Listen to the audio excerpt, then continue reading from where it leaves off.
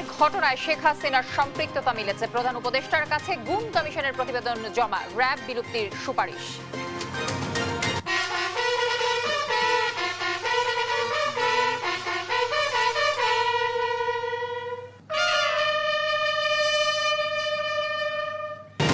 শহীদ বুদ্ধিজীবীদের প্রতি রাষ্ট্রপতি ও প্রধান উপদেষ্টার শ্রদ্ধা, শ্রেষ্ঠ সন্তানদের স্মরণে সর্বস্তরের মানুষের ঢল। গণ অভ্যুত্থানের যারা ছিলেন তারা পুরো শহীদ বুদ্ধিজীবীদের ড্রিম, তাদের আইডিয়ালস, তাদের যে দেশ গড়ার যে স্বপ্ন, আমরা পুরোপুরি এটা ধারণ করি। সীমাবদ্ধতাকে জয় করে সবার স্বপ্ন পূরণের বাংলাদেশ গড়তে চায় বিএনপি। শারীরিক প্রতিবন্ধকতায় বাধাগ্রস্ত হবে না কেউ। এবং বিশেষ সংস্কার শেষেই নির্বাচন হবে জানালেন পররাষ্ট্র উপদেষ্টা। গণ অভ্যুত্থানের সঙ্গে বেইমানিতে ছাড় নয়, হুঁশিয়ারি সার্জিসের। দর্শক, সংবাদ রাতে শুনছিলেন টিএমটি পার সংবাদ শিরোনামগুলো, সঙ্গে থাকছে আমি তানসিয়া যুথি। এবার বিস্তারিত। জোরপূর্বক গুমের ঘটনায় সাবেক প্রধানমন্ত্রী শেখ হাসিনার সম্পৃক্ততা পেয়েছে গুম কমিশন। মানবাধিকার লঙ্ঘনের জন্য র্যাপিড অ্যাকশন ব্যাটালিয়নকে দায়ী করে বাহিনীটিকে বিলুপ্ত করার সুপারিশ করেছে তারা। শনিবার বিকেলে অন্তর্বর্তী সরকারের প্রধান উপদেষ্টা ডক্টর মোহাম্মদ ইউনূসের কাছে গুম সংক্রান্ত কমিশন তাদের প্রথম অন্তর্বর্তী প্রতিবেদন জমা দেয়। অবসরপ্রাপ্ত বিচারপতি মইনুল ইসলাম চৌধুরীর নেতৃত্বে 5 সদস্যের কমিশন প্রধান উপদেষ্টার বাসভবন যমুনায় ডক্টর মোহাম্মদ ইউনূসের কাছে আনফোল্ডিং দ্য ট্রুথ শীর্ষক প্রতিবেদন হস্তান্তর করে। জমা দেয়া প্রতিবেদনে এ পর্যন্ত প্রাপ্ত 1676টি অভিযোগের মধ্যে 758টি যাচাই বাছাই করার কথা জানান কমিশন সদস্যরা।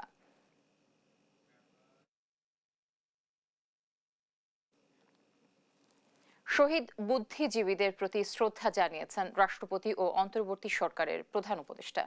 শ্রদ্ধা জানান অন্তর্বর্তী সরকারের অন্যান্য উপদেষ্টা সহ সর্বস্তরের মানুষ। এ সময় উপদেষ্টা আসিফ নজরুল বলেন, বুদ্ধিজীবীদের আত্মত্যাগের ধারাবাহিকতায় 24-এর অভ্যুত্থান। দেশ গড়ার দ্বিতীয় সুযোগ যাতে নষ্ট না হয় সেদিকে সজাগ থাকার আহ্বানও জানান তিনি। সাইফুর রিপনের প্রতিবেদন। শহীদ বুদ্ধিজীবী দিবস উপলক্ষে মিরপুরের শহীদ বুদ্ধিজীবী সমাধিস্থলে সকাল 7টার দিকে শ্রদ্ধা নিবেদন করেন রাষ্ট্রপতি মোহাম্মদ শাহাবুদ্দিন। শ্রদ্ধা নিবেদনের সময় সশস্ত্র সালামের সাথে বেজে ওঠে বিয়োগলের করুণ সুর। রাষ্ট্রপতির শ্রদ্ধা নিবেদন শেষে জাতির মেধাবী সন্তানদের সমাধিস্থলে শ্রদ্ধা জানান অন্তর্বর্তী সরকারের প্রধান উপদেষ্টা ডক্টর মোহাম্মদ ইউনূস।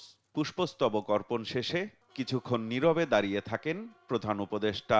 এ সময় শহীদদের প্রতি শ্রদ্ধা জানিয়ে গার্ড অব অনার প্রদান করে 3 বাহিনীর একটি চৌকস দল। উপস্থিত শহীদ বুদ্ধিজীবী পরিবারের স্বজন সহ বিভিন্ন বাহিনীর প্রধান, প্রশাসনের ঊর্ধ্বতন কর্মকর্তাদের সাথে কুশল বিনিময় করেন প্রধান উপদেষ্টা। পরে প্রধান উপদেষ্টার প্রেস সচিব শফিকুল আলম সহ একে একে ফুল দিয়ে শ্রদ্ধা জানান অন্য উপদেষ্টারা। এ সময় সাংবাদিকদের সাথে কথা বলেন প্রেস সচিব। জুলাই গণ আন্দোলন, যে গণ অভ্যুত্থানের যারা ছিলেন তারা পুরো শহীদ বুদ্ধিজীবীদের ড্রিম, তাদের আইডিয়ালস, তাদের যে দেশ গড়ার যে স্বপ্ন, আমরা পুরোপুরি এটা ধারণ করি এবং সেই লক্ষ্যে আমরা এগিয়ে যাচ্ছি। উপদেষ্টা ডক্টর আসিফ নজরুল বুদ্ধিজীবীদের আত্মত্যাগের ধারাবাহিকতায় 24-এর গণ অভ্যুত্থান উল্লেখ করে নতুন বাংলাদেশ গড়ার সুযোগ কাজে লাগানোর প্রত্যয় জানান। বহু শহীদ বুদ্ধিজীবীর আত্মত্যাগের পর আমরা স্বপ্নের বাংলাদেশ গড়তে ব্যর্থ হয়েছিলাম, একদলীয় মানসিকতার জন্য, একটা দলের ব্যর্থতার জন্য। আজকে কোনোভাবেই যেন সেই ব্যর্থতার পুনরাবৃত্তি না হয়। আমাদের তরুণদের আত্মত্যাগের বিনিময়ে রাষ্ট্র গড়ার যে দ্বিতীয় সুযোগ আমরা পেয়েছি, সেই সুযোগ যেন আমরা কোনোভাবেই নস্যাৎ না করি, সেই সুযোগ যেন আমরা কোনোভাবেই নষ্ট না করি, সেটাই যেন আমাদের প্রত্যয় হয়। রাষ্ট্রপতি প্রধান উপদেষ্টার শ্রদ্ধা নিবেদনের পর শহীদ বুদ্ধিজীবী সমাধিস্থল উন্মুক্ত করে দেয়া হয় সর্বসাধারণের শ্রদ্ধার জন্য। শ্রদ্ধা জানাতে ঢল নামে সর্বস্তরের মানুষের। সাইফুল রিপন, দেশ টিভি, ঢাকা। বিগত সরকারের আমলে প্রতিবন্ধীরা নাগরিক সুযোগ সুবিধা থেকে বঞ্চিত ছিলেন। বিএনপি ক্ষমতায় গেলে তাদের অধিকার নিশ্চিতের আশ্বাস দেন বিএনপির ভারপ্রাপ্ত চেয়ারম্যান তারেক রহমান। শনিবার বিকেলে রাজধানীর আগারগাঁওয়ে মতবিনিময় সভায় প্রতিবন্ধীদের ভাতা বাড়ানো, চিকিৎসা, চাকরি, যাতায়াত ব্যবস্থা সহজ করা সহ প্রয়োজনীয় আইন করার কথাও বলেন তিনি। শিউলি রায়ের রিপোর্টে বিস্তারিত। শহীদ বুদ্ধিজীবী দিবস উপলক্ষে রাজধানীর আগারগাঁও এলজিইডি মিলনায়তনে ১৫০ শতাধিক প্রতিবন্ধীদের সঙ্গে মতবিনিময় করেন বিএনপির ভারপ্রাপ্ত চেয়ারম্যান তারেক রহমান। এই সময় সংসদে ৫টি আসন সংরক্ষণ, স্বাধীন কমিশন গঠন সহ জীবনমান উন্নয়নে নানা দাবি তুলে ধরেন তারা। আর প্রতিবন্ধীদের স্বাস্থ্যসেবায় চিকিৎসকদের সচেতন করা সহ বিভিন্ন পরামর্শ তুলে দেন আয়োজকরা। এই 2013 প্রতিবন্ধী সুরক্ষা আইনকে সংশোধন করবে, এই দাবি আমি আপনাকে এবং মহাসচিব মহোদয়কে আমি অবশ্যই জানাচ্ছি। জাতীয়তাবাদী দল বিএনপি 2005 সালে প্রথমবারের মতো 1 লক্ষ প্রতিবন্ধী মানুষকে 200 টাকা করে ভাতা প্রদান শুরু করে। প্রতিবন্ধী মানুষের জন্য যে কোটাটা হয়েছে আমার খুব ভালো লেগেছিল। এই কোটা আন্দোলন যখন চলে জুলাই মাসে, আমি তখন নিজে দেখেছি তারেক রহমান সাহেব উনি তার বক্তৃতায় বলেছিলেন যে তারা যদি সরকার গঠন করেন তাহলে প্রতিবন্ধী মানুষদের জন্য কোটা বাড়ায় দিবেন, 1% থাকবে না। আমরা চাই এই কমিটমেন্টটা যাতে অক্ষুণ্ণ থাকে। এই সময় প্রতিবন্ধীদের সমস্যা চিহ্নিত করে তাদের দাবি পূরণে ব্যবস্থা নেয়ার আশ্বাস দেন বিএনপির মহাসচিব মির্জা ফখরুল ইসলাম আলমগীর। আমরা আপনাদের সহযাত্রী, আপনাদের সঙ্গে আমরা আছি এবং আমরা আপনাদের যে সমস্ত সমস্যাগুলোর কথা বললেন আপনাদের সেগুলোকে চিহ্নিত করে ভবিষ্যতে আমরা সুযোগ পেলে অবশ্যই সেগুলো সমাধানের জন্য আমরা আপ্রাণ চেষ্টা করব। অনুষ্ঠানে ভার্চুয়ালি যুক্ত হন বিএনপির ভারপ্রাপ্ত চেয়ারম্যান তারেক রহমান। ক্ষমতায় গেলে বঞ্চিত প্রতিবন্ধীদের নাগরিক অধিকার নিশ্চিতের আশ্বাস দেন তিনি। আমরা বিশেষ চাহিদা সম্পন্ন ব্যক্তিদের জন্য একটি মর্যাদাপূর্ণ, সক্ষম এবং সমৃদ্ধ সমাজ গড়ে তুলতে চাই। আমি ও আমার দল বিএনপি উপলব্ধি করি আমরা আপনাদের সমস্যা ও কষ্টগুলো বাস্তব এবং গভীর। আপনাদের মনে রাখতে হবে এই বাস্তবতায় আপনারা একা নন। আমরা সব সময় আপনাদের পাশে আছি, আপনাদের পাশে ছিলাম, ইনশাআল্লাহ আপনাদের পাশে আমরা থাকব। সংস্কারের পর তাদের বিচারিক অধিকার নিশ্চিত করারও কথা জানান তারেক রহমান। আমরা সবাই মিলে। শিউলি রায়, দেশ টিভি, ঢাকা। সব দেশের সঙ্গে বাংলাদেশ সম্মান ও সমতার ভিত্তিতে সুসম্পর্ক চায় বলে জানিয়েছেন পররাষ্ট্র উপদেষ্টা তৌহিদ হোসেন। এ নিয়ে ভারতকে স্পষ্ট বার্তা দেওয়া হয়েছে বলেও জানান তিনি। শনিবার দুপুরে নরসিংদীর বেলাবতে উপজেলা পর্যায়ের কর্মকর্তা ও সুধীজনদের সঙ্গে মতবিনিময় সভায় একথাও বলেন উপদেষ্টা। তিনি আরও জানান, বিশেষ কিছু সংস্কার শেষে সুষ্ঠু ও নিরপেক্ষ নির্বাচনের মাধ্যমে রাজনীতিবিদদের হাতে ক্ষমতা হস্তান্তর করা হবে। আবারও যেন শিক্ষার্থীদের রাস্তায় নামতে না হয়, প্রাণ দিতে না হয়, সে প্রত্যাশাও জানান তৌহিদ হোসেন। আমাদের পক্ষ থেকে আমরা খুব স্পষ্ট বার্তা দিয়েছি যে আমরা ভালো সম্পর্ক চাই দুই পক্ষের স্বার্থের ভিত্তিতে। দুই পক্ষের স্বার্থই আছে দুই পক্ষের সাথে। সেই স্বার্থ সংশ্লিষ্ট বিষয়াদি নিয়ে আমরা কথাবার্তা বলবো এবং সমতার ভিত্তিতে আমরা সম্পর্ক চাই। আমি আশা করি যে অস্বস্তি কেটে যাবে, আমরা সবার সাথেই ভালো সম্পর্ক প্রতিষ্ঠা করতে পারবো। আপনারা এখানে আছেন রাজনীতিবিদ এবং সাধারণ মানুষ শুনুন যে আবার যেন 10 বছর পরে, 15 বছর পরে, 20 বছর পরে ছেলেদেরকে রাস্তায় নামতে না হয়, ছেলেদেরকে মেয়েদেরকে রাস্তায় নামতে না হয়, যেন তাদেরকে আবার জীবন দিতে না হয়, এই দায়িত্ব আপনাদের উপর থাকবে। আপনারা কিন্তু সেই দায়িত্বটা দয়া করে পালন করবেন। শোকার্ত পরিবেশে জুলাই অগাস্ট বিপ্লবে রাজশাহী বিভাগের শহীদ 46 জনের পরিবারকে দেয়া হলো আর্থিক সহায়তা। এ সময় শেখ হাসিনাকে টিকিয়ে রাখতে পুলিশের ভূমিকায় ক্ষোভ প্রকাশ করে ছাত্র জনতা। জুলাই শহীদ স্মৃতি ফাউন্ডেশনের সাধারণ সম্পাদক সার্জিস আলম বলেন, যারা শেখ হাসিনার পক্ষে কথা বলছে তাদেরও আইনের আওতায় আনতে হবে। ভারতের উদ্দেশ্যে তিনি বলেন, সম্পর্ক চাইলে বিচারের জন্য ফেরত দিতে হবে হাসিনাকে। কাজী শাহেদের প্রতিবেদনে আমরা বাকিটা জানবো। স্বজন হারানো পরিবারগুলোর এমন কান্না আর আহাজারিতে শনিবার ভারী ছিল রাজশাহী শিল্পকলা একাডেমি মিলনায়তন। কারো সন্তান, কারো ভাই জীবন দিয়েছেন ফ্যাসিবাদ সরকারের পতন আন্দোলনে। শনিবার জুলাই স্মৃতি ফাউন্ডেশনের উদ্যোগে আর্থিক সহযোগিতার চেক বিতরণ অনুষ্ঠানে স্বজন হারানো মানুষগুলোর চোখে তাই যেমন ছিল বেদনার অশ্রু, তেমনি কণ্ঠে ছিল দ্রোহের আগুন। জেলে ছিলাম তখন। 5 তারিখে যখন বিজয় আসলো আমরা খুব আনন্দিত, কিন্তু 6 তারিখ সকাল 8টার সময় আমি জানতে পারলাম যে আমার সন্তান শাহাদাত বরণ করেছে। এমপির বাসায় তাকে গুম করে নিয়ে যায়, তাকে ফেস লক রুমে রাখে। আমার হাজব্যান্ড নারায়ণগঞ্জে মারা গেছে, গার্মেন্টস শ্রমিক ছিলেন। আমার বিয়ের 8 বছর পরে এই সন্তানটা, আমার যখন 7 মাস পেটে তখন আমার হাজব্যান্ড মারা যায়। লাশটা গুম করার জন্য চেষ্টা করেছে, কিন্তু তারপরও মনে করেন ওখানে আমাদের একটু কয়েকজন চেনা লোক ছিল, তারা জোর করা ছিনা যেমন লাশ দেয়, তারা হাসপাতালে কোনো ডেড বডির কোনো ইয়া দেয় না। জুলাই আগস্ট জেনোসাইডের সুষ্ঠু বিচার, এটাই সবচাইতে বড় প্রত্যাশা। এর বাইরে আর দ্বিতীয় কোনো প্রত্যাশা নেই। একসঙ্গে রাজপথে লড়ে ভাগ্যের জোরে বেঁচে থাকলেও সতীর্থরা হারিয়ে গেছেন চিরতরে। তাই তো ছাত্র জনতার কাছে এসব মানুষগুলো ছিল পরম আত্মীয়ের মতো, চেষ্টা করেন খানিকটা সান্ত্বনা দেয়ার। শেখ হাসিনার পক্ষে যারা কথা বলছেন, অনুষ্ঠানে তাদের নিয়ে ক্ষোভ প্রকাশ করেন ফাউন্ডেশনের সাধারণ সম্পাদক সার্জিস আলম। বলেন, গণ অভ্যুত্থানের বিশ্বাসের সঙ্গে বেইমানি করলে কাউকে ছাড় দেওয়া হবে না। আমরা কারো অন্ধ দালাল নয়, আমরা কোনো ক্ষমতা পিপাসু নয়। বিবেকবোধের জায়গায় যদি আমাদের মনে হয় যে কেউ আপনারা এই অভ্যুত্থানের স্পিরিটের সাথে বিশ্বাসঘাতকতা করছেন, ইভেন প্রফেসর ডক্টর মোহাম্মদ ইউনূসও যদি হয়, আমরা তাকেও ছেড়ে কথা বলবো না। আমরা বিবেকবোধ বেঁচে দেওয়া ওই প্রজন্ম নয়।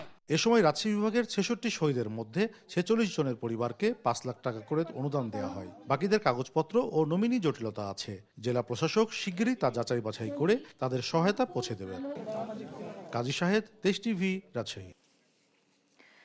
গত 15 বছরে গ্যাস কূপ খনন করা হয়নি, বাপেক্সকে বসিয়ে রাখা হয়েছিল, এমন মন্তব্য করেছেন শিল্প উপদেষ্টা আদিলুর রহমান খান। শনিবার দুপুরে নরসিংদীর ঘোড়াশাল পলাশ ইউরিয়া সার কারখানা পরিদর্শন শেষে সাংবাদিকদের এ কথা বলেন তিনি। বর্তমানে ভোলা থেকে গ্যাস উত্তোলনের চেষ্টা চলছে জানিয়ে শিল্প উপদেষ্টা বলেন, দেশ বর্তমানে গ্যাস সংকটের মধ্যে আছে। সংকট কেটে গেলে সারের ঘাটতি থাকবে না বলে আশা জানান তিনি। তবে লক্ষ্য বাস্তবায়নে নানা প্রতিবন্ধকতার কথাও মনে করিয়ে দেন শিল্প উপদেষ্টা। বাপেক্সকে বসিয়ে রাখা হয়েছিল, এখন ভোলাতে কিছু গ্যাস পাওয়া গেছে, বাপেক্সের উদ্যোগে আবার গ্যাস খননের চেষ্টা হচ্ছে। আমরা যদি গ্যাস পাই তাহলে সেই সংকটটা চলে যাবে। সেই জন্যই আমরা কখনো এই কারখানা কখনো ওই কারখানা এইভাবে করে সার উৎপাদনের চেষ্টা করছি, যেন দেশে সারের সংকট না থাকে, যেন কৃষকরা তাদের কৃষিকাজের জন্য সার পান। এটা হচ্ছে আমাদের লক্ষ্য। বিদ্যুৎ ও জ্বালানি খাতে ভারতের সঙ্গে করা চুক্তির শর্তগুলোর কিছু ক্ষেত্রে নানা ফাঁক ফোকর ছিল। বিশেষ আইনের মাধ্যমে সৃষ্টি করা একক ক্ষমতা দুর্নীতি তৈরি করেছে বলে জানান জ্বালানি বিশেষজ্ঞ অধ্যাপক doctor Mohammad Tamim. Debate for democracy আয়োজিত জ্বালানি ও বিদ্যুৎ খাতের দুর্নীতি নিয়ে ছায়ার সংসদ বিতর্কে এসব কথা বলেন তিনি। ক্ষমতার বিকেন্দ্রীকরণে জোর দিয়ে এ বিশেষজ্ঞ বলেন, চাহিদাপত্র তৈরি ও তার যোগানের পরিকল্পনার জন্য একটি স্বাধীন নিরপেক্ষ কমিটি থাকলে এ খাতে দুর্নীতি কমিয়ে আনা যাবে। দুর্নীতি ঠেকাতে কাঠামোগত সংস্কারের সুপারিশও করেন ডক্টর তামিম।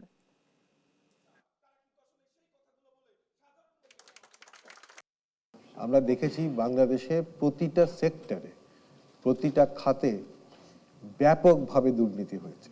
একক ক্ষমতা, যে কোনো সিদ্ধান্ত প্রদানের ক্ষেত্রে যদি কারো একক ক্ষমতার সৃষ্টি হয়, বিশেষ আইনের মাধ্যমে প্রধানমন্ত্রীর অফিসের এই যে একক ক্ষমতা সৃষ্টি হয়েছিল, সেটার চরম অপব্যবহার করা হয়েছে। এই একক ক্ষমতাটা আমাদেরকে দূরীভূত করতে হবে।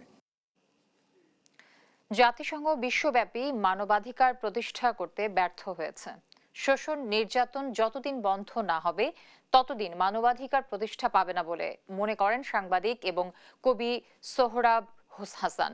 শনিবার বিকেলে রাজধানীর ধানমন্ডি বিলিয়া মিলনায়তনে জাতিসংঘ ঘোষিত ৭৬তম সর্বজনীন মানবাধিকার দিবস উপলক্ষে বাংলাদেশ জাতিসংঘ সমিতির আলোচনা সভায় তিনি এসব কথা বলেন।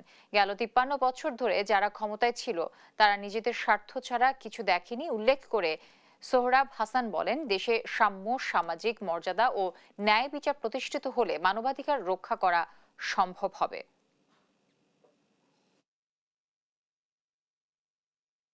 মানুষের উপর মানুষের শোষণ যতদিন বন্ধ না হবে, নারীর উপর পুরুষের শোষণ যতদিন বন্ধ না হবে, অত্যাচার নির্যাতন যতদিন বন্ধ না হবে, ততদিন আমরা মানবাধিকারের কথা বলে যাব, কিন্তু মানবাধিকার রক্ষিত হবে না। মানবাধিকারের প্রথম এবং প্রধান শর্ত হচ্ছে আগে প্রতিটি নাগরিককে, প্রতিটি মানুষকে মানুষ হিসেবে বিচার করা। রাজধানীর পান্থকুঞ্জ পার্ক এবং হাতের ঝিল ধ্বংস করে ঢাকা এলিভেটেড এক্সপ্রেসওয়ের নির্মাণ কাজ বন্ধের দাবি জানিয়েছে বাংলাদেশ গাছ রক্ষা আন্দোলন। শনিবার সকালে পান্থকুঞ্জ পার্কের সামনে মানববন্ধন করে সংগঠনটি। দেশের পরিবেশ সচেতন নাগরিক ও সংগঠনের যৌথ প্ল্যাটফর্ম বাংলাদেশ গাছ রক্ষা আন্দোলনের এই কর্মসূচিতে পরিবেশ কর্মী, পরিবেশ যুব সংগঠন সহ সংশ্লিষ্টরা অংশ নেয়। এ সময় পরিবেশ রক্ষার গুরুত্ব তুলে ধরে ক্ষতিকর প্রকল্প বন্ধের দাবি জানান বক্তারা।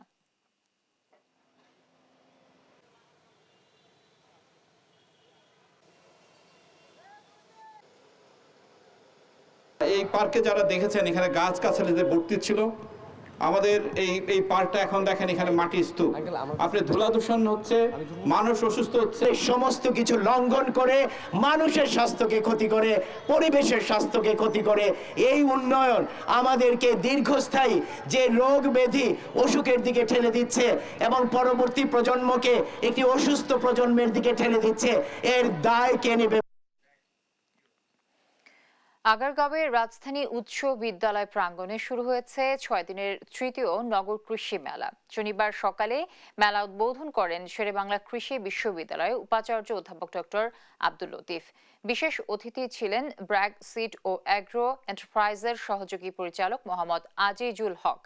মেলায় 80টি স্টল রয়েছে, যেখানে নার্সারি, নগর কৃষি উদ্যোক্তা, সরকারি ও বেসরকারি প্রতিষ্ঠান সহ বিভিন্ন প্রতিষ্ঠানের পণ্য ও সেবা প্রদর্শিত হচ্ছে। নগরবাসীকে কৃষির প্রতি আকৃষ্ট করা এবং নিরাপদ খাদ্য উৎপাদনে উদ্বুদ্ধ করতে এই মেলা গুরুত্বপূর্ণ ভূমিকা রাখবে বলে মনে করছেন আয়োজকরা। ছিল এখনকার সংবাদ রাত। পরে বুলেটিন দেখার আমন্ত্রণ রইল। এছাড়া দেশ টিভি সর্বশেষ সব খবর পেতে ভিজিট করুন www.desh.tv। ফেসবুকে আমাদের সঙ্গে যুক্ত থাকুন দেশ টিভি অথবা দেশ টেলিভিশন পেজে। এছাড়া সর্বশেষ সব ভিডিও পেতে ইউটিউবে আমাদের হ্যান্ডেল @দেশ টেলিভিশন অথবা @দেশ টিভি নিউজ লিখে সার্চ করুন। ধন্যবাদ সবাইকে সাথে থাকার জন্য।